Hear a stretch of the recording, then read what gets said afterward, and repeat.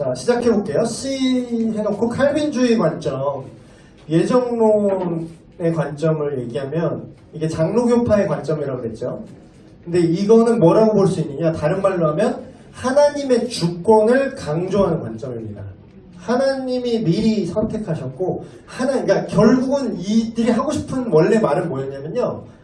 인간이 구원에 개입할 수 없어. 니네가 똑바로 살려고 선행을 하든 뭘 하든 니네들이 구원의 조건 자체의 그 함수 값에 들어가질 않아. 이 얘기를 하고 싶다 보니까 이 얘기가 나온 거거든요. 그러니까 이 칼빈주의가 종교개혁 그 시즌에 나온 이제 정리된 교리잖아요. 그러다 보니까 이 시대의 상을 우리가 알아야 되는데 이 시대는 뭐랑 싸우던 시대냐면 교황제가 뭐가 문제였냐면 지금도 그 천주교에는 보속이라는 개념이 있는 거 아세요? 보속? 그게 뭐냐면 고행, 옛날에 고행하는 분은 없어요. 요즘 제가 알기로 요즘 천주교에서 막 고행시키고 이런 데는 없는 것 같아. 근데 옛날에 천주교는 로마 카톨릭이죠. 뭐 했냐면은 네 죄를 네가 감당하기 위해서 네가 고행을 해야 돼. 그래서 옛날 영화 그 미션이라고 혹시 아시나요? 따라라라라 따라라라 그거 영화예요. 그게 OST. 미션이라는 영화인데 거기 이제 예수의 예수의 선교사, 그러니까 신부죠. 그 사람의 얘기가 나오는데 거기 보면 그 평화주의자 그 주인공 신부 말고 옛날에는 칼질하면서 군인 하다가 갑자기 회개해서 이제 그 신부님 쫓아다니면서 사역하는 사람 얘기가 나오는데 그 사람이 자기가 지은 죄를 용서받으려고 뭐 하는지 그 영화에 나와요. 자기가 옛날에 쓰던 갑옷, 칼 이런 거 다 등에 메고 폭포 같은 거 막 올라갑니다. 이렇게 스스로 고통을 주는 거예요.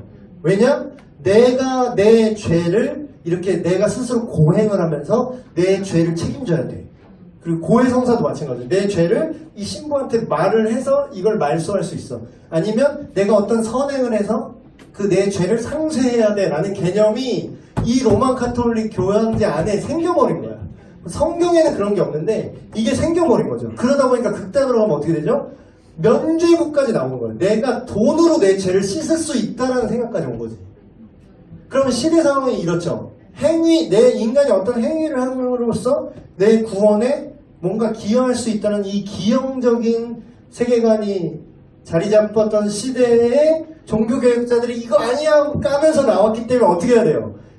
구원에 있어서 인간의 여지를 강조해야 됩니까? 하나님의 주권을 강조해야 됩니까? 이때는 그게 맞아. 이 시대는 그게 맞다고요. 왜냐면 이쪽으로 너무 기울어져 있어.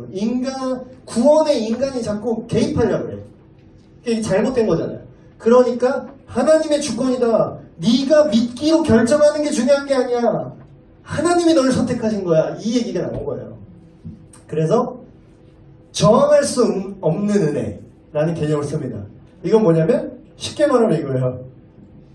인간은 전적으로 타락했기 때문에 자기 스스로 복음을 받아들이거나 그런 칭의라든가 아까 말했던 개념이죠.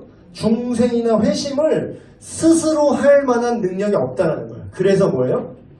저항할 수 없는 미리 결정을 하고 얘를 하나님이 구원을 해야겠다. 예를 들어서 너 오늘 구원하기로 미리 결정한 이 사람이야. 하나님이 태초부터 구원하기로 선택한 이 사람에게 이 사람이 저항할 수 없는 은혜를 준다는 거예요. 그럼 뭐예요? 저항을 못하니까 이 사람은 그냥 복음이 믿어지는 거야. 그래서 예수를 믿는 거야. 자기가 믿는 줄 아는데 자기가 믿은 게 아니라는 거지. 하나님이 저항할 수 없는 은혜로 성령께서 주권적으로 이 사람을 믿게 하셔서 거듭나게 하셨다라는 게 이 칼빈주의의 뷰인 거예요. 구원에 있어서. 그래서 하나님의 주권적인 선택, 그래서 이게 무조건적인 선택. 왜냐하면 얘가 착하든 말든 얘가 뭐 예수님을 잘 믿을 만한 애든 이게 중요한 게 아니라 그냥 하나님의 무조건적으로 결정했다라는 거지. 그래서 근데 이거의 단점은 뭐냐면 내가 봤을 때 이 해석을 좀 그 뒤는 못 본 것 같아. 칼빈이 그 당시 종교개혁 상황에서 이런 행위구원 요소를 배격하기 위해서 이게 하나님의 주권을 너무 강조한 나머지 이렇게 선택 교리를 만들어버리면 뭐가 문제냐면 그러면 선택 안 한 애들이 있잖아. 그럼 얘는 그냥 하나님이 의도적으로 너는 지옥에 가게 내가 내버려 두기로 결정했다라고 볼 수도 있는 거죠. 그래서 선택 교리를 강조하면 필연적으로 유기 교리가 나올 수밖에 없습니다. 근데 이제 이쪽 이게 맞다라고 성경의 근거, 양쪽 다 성경의 근거가 있어요. 성경적 근거는 이런 거죠. 이방인들이 듣고 기뻐하여 하나님의 말씀을 찬송하며 영생을 주시기로 작정된 자는 다음에 있더라. 그럼 뭐예요? 미리 선택되어 있는 것 같잖아. 이 구절만 보면. 그리고 또 다른 구절. 쫄쫄 블라블라 자식들, 그 자식이 심지어 아직 태어나지도 아니하고 무슨 선이나 악을 행한 적이 없어. 그런데 이미 뭐라고요? 택하심을 따라 되는 하나님의 뜻이 그 사람의 행위 여부로 결정되는 것이 아니라 오직 부르시는 이 하나님이죠. 하나님의 선택이다. 이렇게 볼 수 있죠. 이것만 보면. 로마서. 오직 택하심을 입은 자가 얻었다. 창세 전에, 이게 에베소서가 결정적인 부분인데, 창세 전에 미리 결정됐다고 보여요. 이 구절만 보면.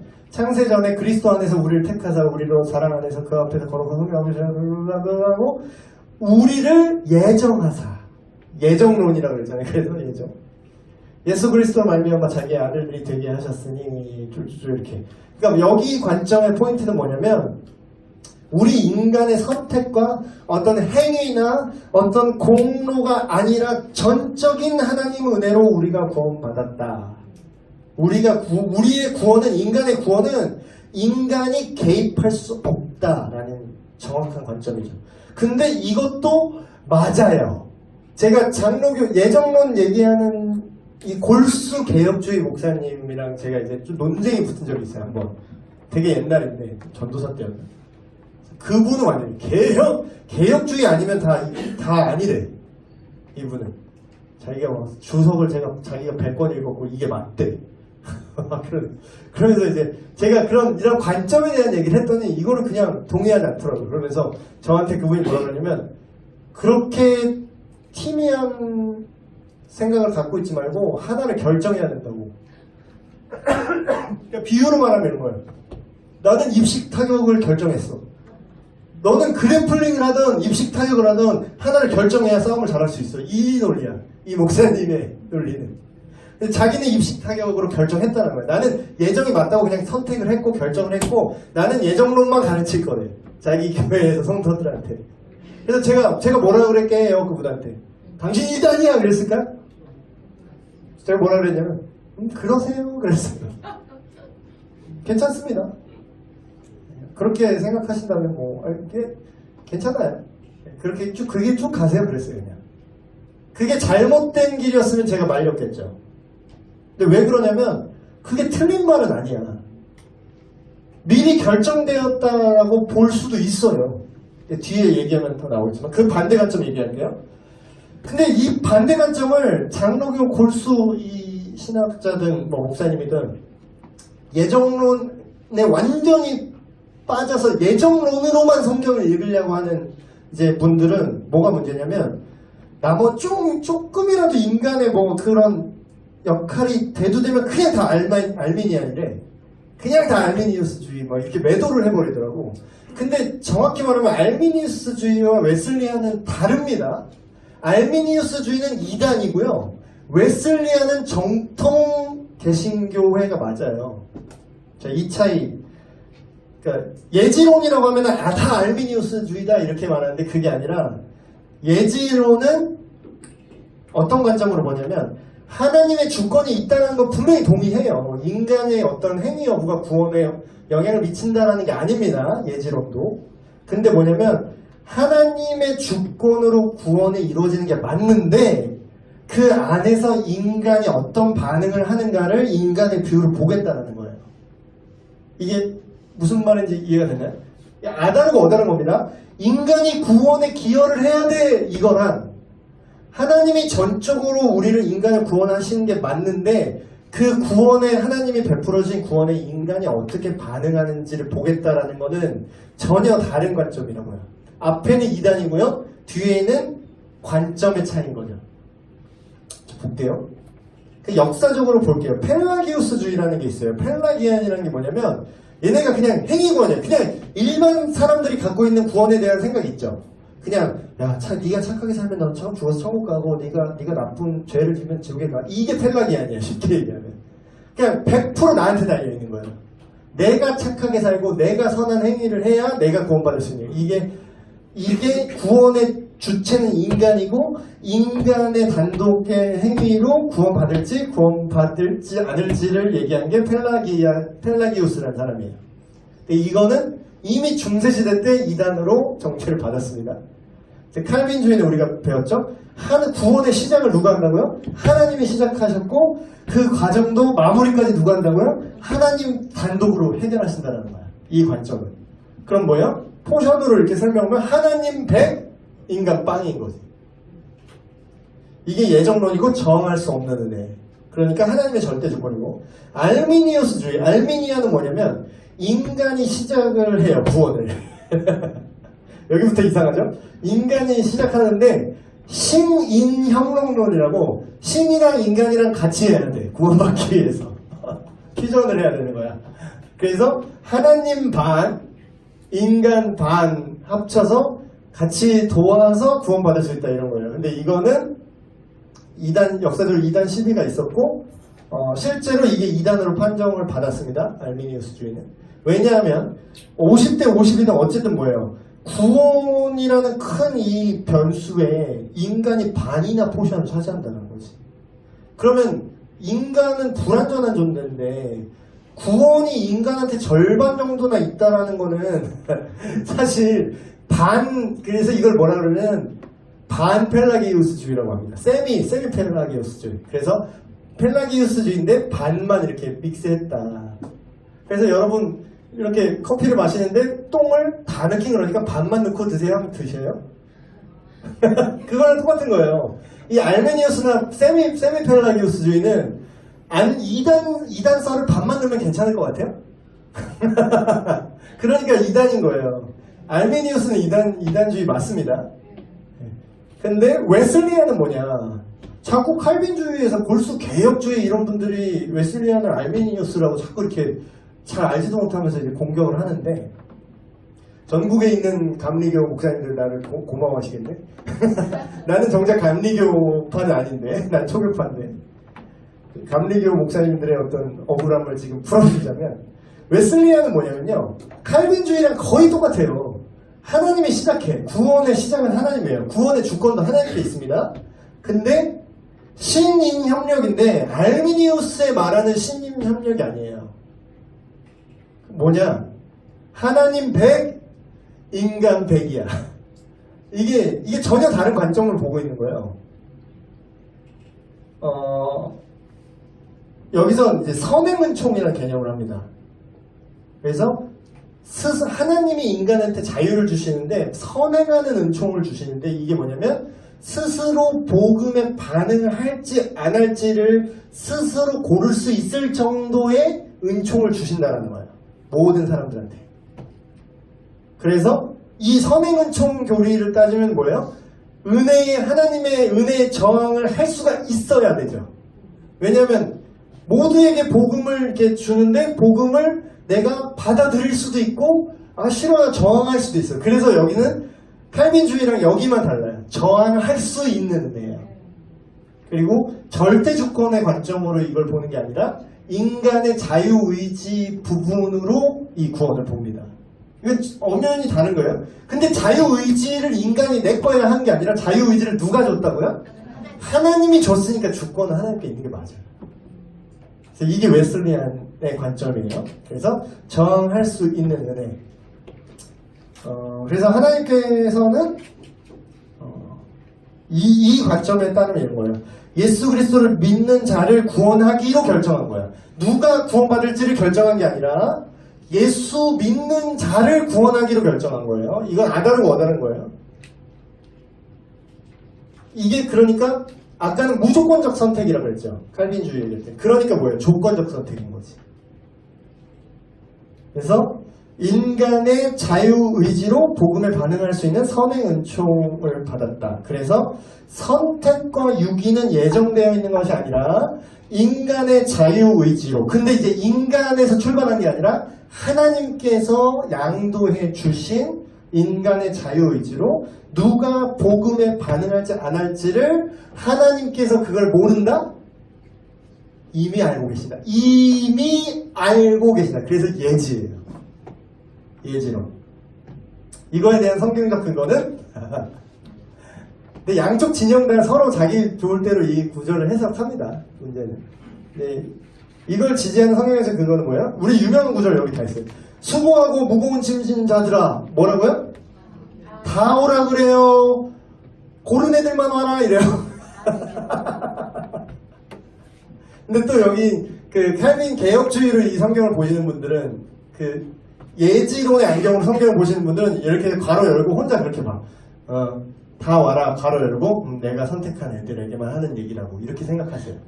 진짜로. 골수 그런 분들 아직 못 보셨나? 성령과 신부가 말씀하시기를 오라 하시노다. 근데 누구만 오라고요? 아니에요. 듣는 자도 오라. 목마른 자도 오라. 원하는 자는 값없이 생수를 받으라. 그 뭐예요? 고른 애만 오라. 안 그런다는 거야.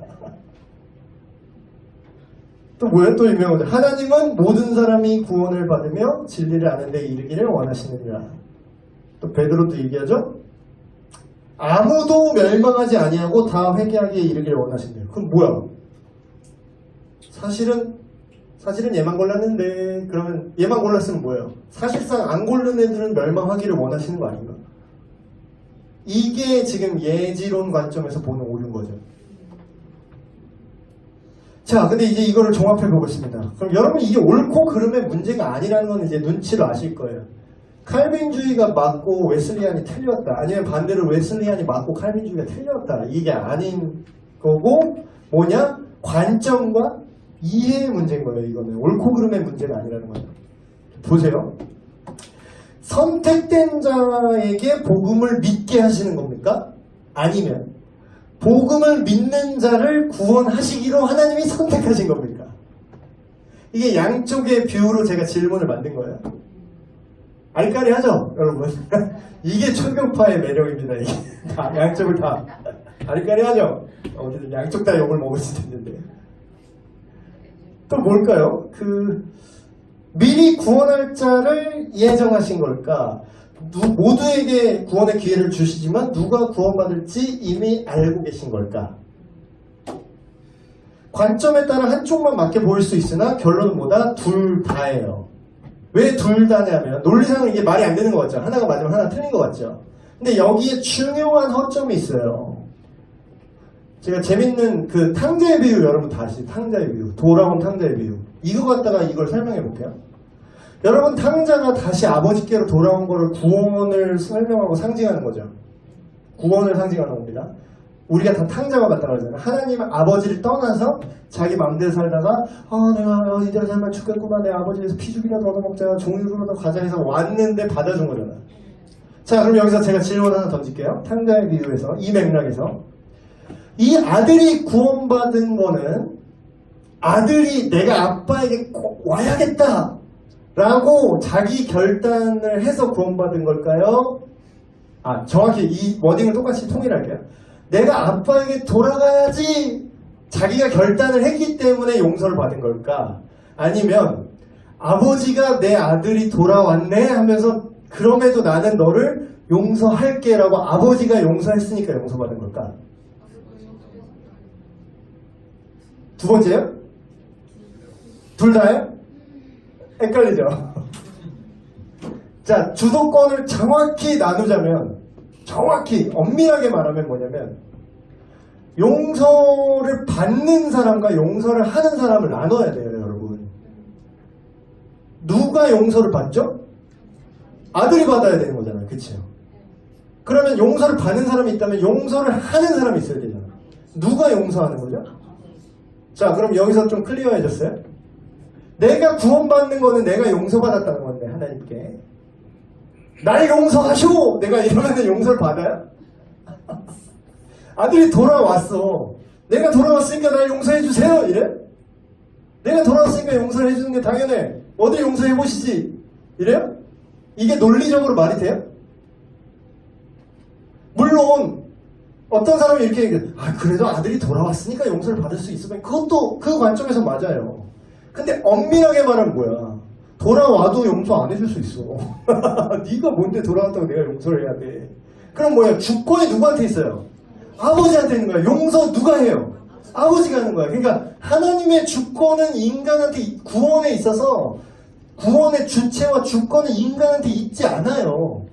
그러니까 펠라기오스주의랑 알미니우스는 이단인 거야. 안 맞는 거야. 근데 구원의 주권은 동일하게 하나님께 있다라는 게 예정론이나 예지론이나 똑같다라는 거예요. 자, 이제 신목사의 해석 들어갑니다. 이거 준비하려고 제가 영상까지 제가 준비했어요. 3분짜리인데 한번 영상 한번 보시죠, 일단. 역대 최초예요. 불 잠깐 꺼주시겠어요?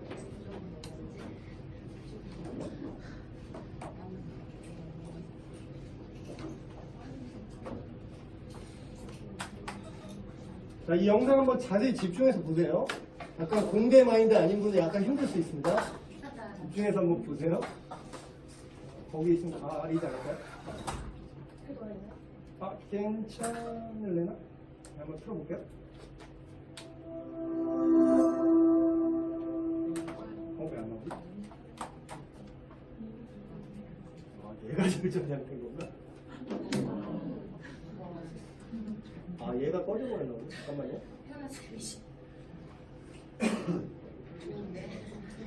갑자기 불을 끄니까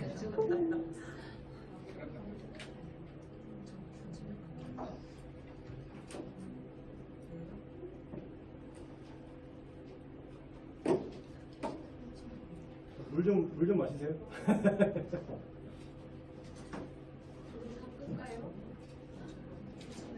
네, 요 정도만 꺼도 보이실 것 같아요.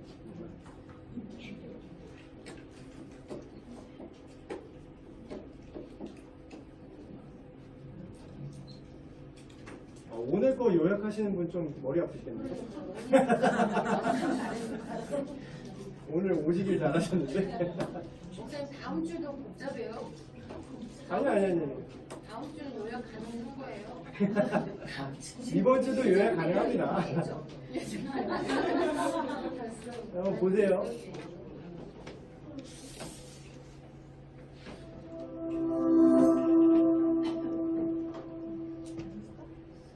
우리는 현재를 중심으로 하는 삶을 살고 있다. 그러나 아인슈타인은 시간의 흐름을 인간의 불완전한 감각이 느끼는 현상으로 믿었다. 우리에게 있어 시간은 흘러가는 것처럼 보인다. 배를 타고 한쪽 방향으로만 흐르는 시간의 강을 흘러가는 것처럼 느껴진다. 저 앞에는 미래가 보이고 주변의 풍경은 지나치는 순간 과거가 된다. 그런데 정말로 흐르는가? 흐르는 속도는 시간의 방향은 어떻게 되는가? 대체 지금은 무엇인가? 지금 존재하는 것들이 뭐가 있는지 생각해보고 그 목록을 적어보라. 애플, 삼성, 트럼프, 프랑스 여러 가지 것들을 자신있게 말할 수 있을 것이다. 그런데 정말 자신이 있는가? 당신의 지금 목록에 이순신 장군이나 한종훈 열사가 없다고 자신할 수 있는가? 두 사람이 있다. 그 두 사람은 걸어가며 서로를 바라보고 있다. 그 두 사람에게 지금은 동일하지 않다. 왜냐고? 당신이 지금 30cm 정도 떨어져 있는 스크린으로 SOD 영상을 보고 있다. 그 영상은 당신의 지금으로부터 100억 분의 1초 전 과거의 모습이다. 하늘에 떠있는 태양을 바라보면 그 태양은 지금으로부터 8분 전 모습이다. 물체에 반사된 빛이 우리 눈에 들어오는데 시간이 걸리기 때문이다. 그러나 일상에서는 상대 속도가 크지 않아 우리의 지금은 동일하게 느껴진다. 상대 속도가 빛의 속도에 가까워지거나 두 사람이 아주 멀리 떨어져 있다면 우리의 지금은 달라질 수도 있다. 서로 다른 두 사람에게 지금 존재하는 것들이 기록되는 시간 단면이 존재한다고 해보자. 그리고 그 단면을 빵으로 생각해보자.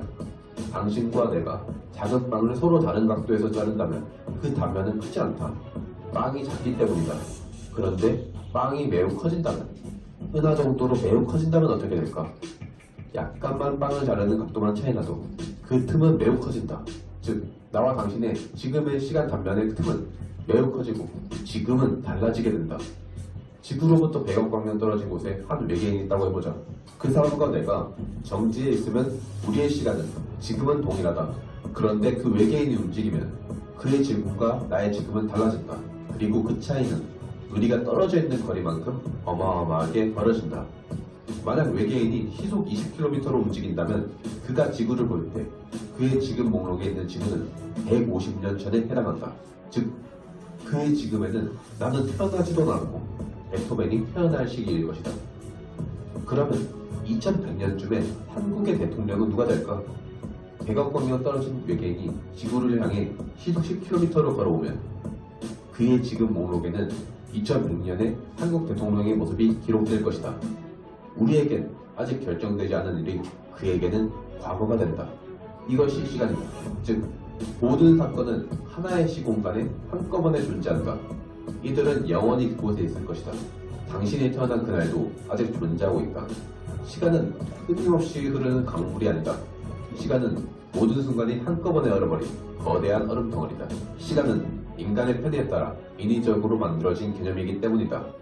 당신의 지금과 나의 지금이 다른 것처럼. 이 채널에 나오는 얘기가 다 진리는 아니에요. 이게 무신론적인 배경으로 이 채널은 쓰여진 것 같은데, 근데 일반 은총 얘기했죠? 이 사람이 하나님의 일반 은총으로 하나 알아낸 게 있네요. 지금 보니까 시간은 흐르는 게 아니라 그러죠. 이 관점으로 제가 이걸 해석해 볼게요. 신목사의 해석 저의 해석이라고 단서를 답니다. 시간의 관점에 영향을 받아요. 자 보세요. 이 명제, 아까 우리가 계속 싸웠던 두 명제가 뭐죠? 미리 예정했다, 이미 알고 있다. 두 관점 모두 논쟁의 핵심된 축이 뭐예요? 시간이에요. 시간. 이미 결정한 것과 결정은 안 돼 있는데, 지금 미리 결정은 안 돼 있는데 니들이 뭘 결정할지 이미 알고 있다라는 것과, 그럼 뭐예요? 다 이미와 아직의 얘기잖아. 그럼 뭐예요? 시간축이에요. 지금 이 논쟁은 시간축밖에 없어요. 여기서 차이점은 시간축밖에 없어. 근데 우리는 시간이 흐른다고 생각하죠. 인간은. 그리고 칼빈도 분명히 그렇게 생각했을 거라는 거지. 그렇죠? 마치 지구가 태양을 도는 건데 태양이 지구를 돈다고 생각했던 것처럼. 그럼 뭐예요? 시간은 별도의 개념이 아니라 매우 물리적이고 물질적인 현상이에요. 인터스텔라 봤잖아요. 시간이란 건 결국 물질이라니까요. 저는 이거 보기 전에도 어렴풋이 이거를 이해하고 있었어요. 왜냐면 시간이 과거의 관점으로 봐도 시간이 뭐예요? 해가 뜨고 해가 지고 다음날 또 해가 뜨고 해가 지고 이거잖아요. 그럼 뭐예요? 태양이 있고 지구가 움직이니까 물질의 무브먼트잖아. 시간이 어떤 개념이 아니라 물질과 물질의 상대적인 무브먼트라고요. 물질의 좌표라고 시간이라는 개념이. 이해되세요? 너무 공대처럼 얘기했나? 그럼 뭐예요? 근데 이거를 성경에 근데 이게 써있어. 나는 알파 오메가요. 뭐라 그래요? 하나님이? 예수님이 스스로 해대고 나는 알파 오메가, 처음과 나중이라. 이전에서 있었고 이제도 있고 장차 올 자라. 뭐예요? 과거, 현재, 미래를 초월한 자라고 자기를 말해요. 하나님이. 하나님께는 하루가 1000년 같고 1000년이 하루 같다. 이러면 이런 얘기 하잖아요? 그러면 안 믿는 사람 에이 개독이래요. 근데 이 영상 보니까 니들이 에이 개독하고 그냥 넘어간 그 시점부터 니들이 안 믿었지만 이미 이 개념이 이게 맞다면 진짜로 이 세상을 지으시고 정말 창세기 1장 1절이 맞다면 태초에 하나님이 천지, heaven and earth, 그러니까 시간과 공간과 물질을 하나님이 지었다면 하나님이 시간 속에 지배를 받나? 아니요. 시간이란 개념을 만든 존재인데 시간을 반드시 초월해야지. 그렇기 때문에 시간을 초월했다는 게 뭐예요? 우리 시점으로 볼 때 어때? 하루가 1000년 같고 1000년이 하루 같고 우리가 뭐 스마트폰으로 이렇게 막 그리드 하잖아. 이렇게 긴 동영상 이렇게 있으면 이렇게 막 확대하면 이렇게 펼쳐지고 이렇게 줄이면 다시 줄어들고 그리드. 하나님은 그거 못할 것 같아요? 우리도 하는데? 인간은 시간 속에서 삽니다. 왜냐하면 인간은 물질적, 물리적 세계 안에서 살아가는 존재죠. 그쵸? 인간은. 그래서 인간은 시간 속에서 구원이라는 이런 현상을 시간 속에서밖에 바라볼 수가 없어요. 그러니까 내가 누가 맞다 틀리다가 아니라 둘 다 맞다라고 얘기하는 거야. 왜냐면 시간 속에서 보면은 이렇게 보면은 예정이고 이러면 예지거든. 근데 두 개 똑같은 얘기야. 하나님 볼 때는 그러니까 네가 감리교냐, 네가 장로교냐 이게 상관이 없는 거예요. 무슨 얘기인지 알겠나요? 하나님은 어떻게 보시죠? 하나님은 시간, 그러니까 시간은 물질적 세계라는 거죠. 물질의 좌표잖아. 그럼 다분히 물리적이고 물질적인 현상인데 시간은 그 시간을 초월하고 오히려 시간을 창조한 분이죠. 그런 하나님께 예정이 맞냐 예지가 맞냐 하는 것 자체가 어불성설이라는 거예요. 근데 이제 한계는 인정하죠. 왜냐하면 우린 인간이잖아. 인간이니까 인간의 언어로 이 칼빈주의 예정론, 예지 예정론, 이중 예정 이런 개념 신학적 교리가 언제 나왔죠? 이거 모를 때 나왔잖아. 근데 지금은 몇 년도예요? 2019년이라고. 지금 신학을 연구하고 하는 목사는 뭐예요? 밝혀진 사실을 기반해서 이게 진리라는 게 아니에요. 과거로 성경을 해석할 수 있다는 뜻이 아닙니다. 일반 은혜예요. 일반 은혜. 발견해냈어. 아, 이게 메커니즘이 이렇구나. 하나님께서 창조하신 세계와 물질과 시간이라는 개념이 원래는 이런 건 줄 알았는데, 아, 알아보니까 이게 아니었네. 아, 역시 하나님 스케일 보소. 이걸로 신학을 다시 볼 수 있어야 되는 거야. 이걸 타협하면 뭐 이단이 아니라는 거예요. 근데 아직도 막, 개혁주의가 어떻고, 니는 이단이고, 니가 이단이니. 이거는 그냥 교회 분열만 시키는 거야. 너무 초교파적 관점인가요? 그래서 구원 교리. 성경 속에서 인간이 하나님의 관점과 뜻을 발견하고 정리하여 요약한 거죠. 구원에 대한 교리가. 그러므로 시간 개념에 있어서 하나님이 보시는 구원의 완전한 양상을 인간이 확인하고 인간의 언어와 표현으로 100% 규정하는 것이 가능하다? 불가능하다? 불가능하죠. 근데 그걸 또 인간의 언어로 지금 규정을 하는 거예요, 제가. 다음 밝혀진 사실을 근거로 해서. 모르죠, 또 나중에 또 타임머신, 실제로 타임머신, 타임리프 기술이 실제로 테크놀로지가 발전되면 그때는 하루가 천년 가고 천년이 하루 갔다 이거를 보고 그냥 그래 하고 다 이해할지. 주님의 재림이 언제까지 되실지 모르겠지만. 그래서 여기 구원 순서라고 나오는데요. 예정론의 구원 순서와 예지론의 구원 순서가 조금 달라요. 중간은 거의 일치합니다. 근데 그 다른 관점이 시간축 관점이라는 거 이제 눈치채시겠어요? 네, 그렇죠? 그래서 결론입니다. 결론입니다. 대부분의 장로교파, 교단, 침례교파 중 일부, 순복음교파 중 일부가 칼빈주의 구원론을 봅니다. 그리고 대부분의 감리교파, 성결교, 침례교 일부, 순복음 일부가 웨슬리안 관점을 갖고 있어요. 근데 저는 이렇게 얘기하면 저보러 웨슬리안이라고 그러고요. 이렇게 얘기하면 또 칼빈주의라고 하는데 저는 둘 다 안 싸우려고 일부러 그냥 그런 얘기 하시면 그거 맞다고 해드리고요. 그쪽 반대쪽 얘기하시면 그것도 괜찮아요. 그대로 믿고 있어도 괜찮아요. 뭐 이런 식으로 얘기하면 뭐 열받으시겠지만 그냥 맞춰드리는 편입니다. 그래서 근데 여러분은 그런 한 곳에 매몰되어 있는 사람이 아니잖아요. 그러니까 여러분한테는 초교파의 입장. 결론은 뭐다? 이게 중요한 게 아니다. 결론은 뭐다? 회개와 믿음을 통한 성경적인 칭의 전 과정이 중요하다. 더 간단하게 말하면 모두 예수 그리스도를 믿는 믿음으로 구원받아요. 끝? 그래서 결론은 구원의 과정과 양상이 정확히 무엇인지에 대한 교리적 답변은 마치 하나님이 정확히 어떤 존재인지를 명확하고 완전하게 인간의 언어로 서술할 수 없는 것과 원리가 같습니다. 우리가 시간이라는 거의 개념에 대해서 오해가 있었기 때문에 벌써 이만큼의 교리적 차이가 발생했잖아요. 근데 이제 현대 과학이 발달하면서 시간의 개념에 대해서 이게 우리가 아는 만큼 이 교리를 하나님 시야에 이만큼 가깝게 이제야 조금 보게 된 거예요. 그래서 현대 신학자들은 이제 이런 것들 많이 이제 뭐 칼비니즘, 뭐 알미니안, 뭐 이렇게 칼미니안이라고 뭐 이렇게 개념도 새로 만들고 그러고 있어요. 그래서 우리의 궁극적인 목적을, 그러니까 목적을 항상 집중해야 돼요. 내가 소속한 교파와 교단이 맞다라고 우기는 게 우리의 목적인가요? 우리가 장로교 교리를 전하는 게 우리의 목적이에요? 장로교회를 세우는 게 목적인가? 물론 이제 장로교 교단 쪽에 담으신 분은 뭐 그럴 수도 있겠는데 궁극적인 목적, 그러니까 아까 예를 든 걸로 마무리할게요. 결국은 싸움에서 격투 대회를 나가서 이기는 게 목적이라고 합시다. 격투 대회를 나가서 이기는 게 목적이에요. 그러려면 내가 무에타이 계열, 타격 계열 고수가 되든 뭐 그래플링, 뭐 레슬링 고수가 되든 그게 중요한 문제가 아니라 결국은 승리가 목적이라는 거예요. 이기는 게 목적이라고. 그러면 강함이 이기기 위한 강함이 본질이라면 어느 하나의 관점이 절대적인 진리라고 말할 수 없는 거예요. 또 오해하실까봐 확실하게 잘못된 관점은 버려야 됩니다. 아까 얘기했던 펠라기우스주의, 알미니우스주의는 버리셔야 돼요.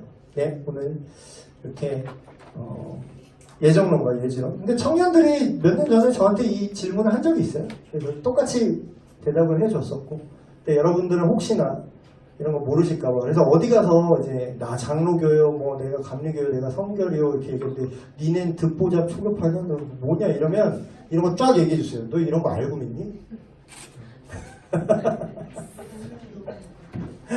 물론 우리가 그들한테 뭐 기세 지지 않으려고 이런 걸 아는 건 아니지만.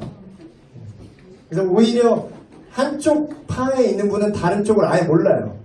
그래서 초급파의 장점은 공부를 열심히 하면은 다 아우를 수 있다는 거고, 단점은 공부를 열심히 안 하면 이도저도 아닌 놈이 될 수 있다. 그래서 어떻게 나름 열심히 한 것 같습니까, 공부를? 완전 열심히 하시는 네, 기도하고 마치겠습니다. 하나님 아버지, 오늘 하나님의 구원의 양상에 대해서 함께 알아봤습니다. 확실한 것은 우리 인간의 이해를 초월하시는 영원하신 하나님, 어제와 오늘과 내일, 과거와 현재와 미래를 꿰뚫어 보시고 그걸 초월하셔서 하나님이 예전 태초부터 예정하신 것도 같고, 또한 모든 믿는 자들에게 구원을 주시기로 열어주신 것도 같습니다. 그러나 그런 오해들은 우리가 시간 속엔 살 수밖에 없는 물질적인 존재로 우리가 지어졌기 때문이며, 그것을 초월하신 놀라우신 하나님을 우리가 온전히 알 수 없기 때문에 오해가 있었던 것을 보게 됩니다. 그러나 이제 하나님, 우리 세대에 더 알게 하신 그 일반 은혜를 통하여서 우리가 서로 싸우고 교파와 교단을 나누고 서로 싸우는 일에 낭비를 하는 것이 아니라 그 모두를 아우를 수 있는 영원한 하나님 나라의 본질, 오직 믿는 자에게 구원을 주신다는 그 놀라운 기쁜 소식을 붙들고 그것을 향하여 온전히 달려나갈 수 있는 우리가 되게 하여 주시옵소서. 우리 주 예수 그리스도의 이름으로 기도합니다. 아멘. 네, 마쳤습니다.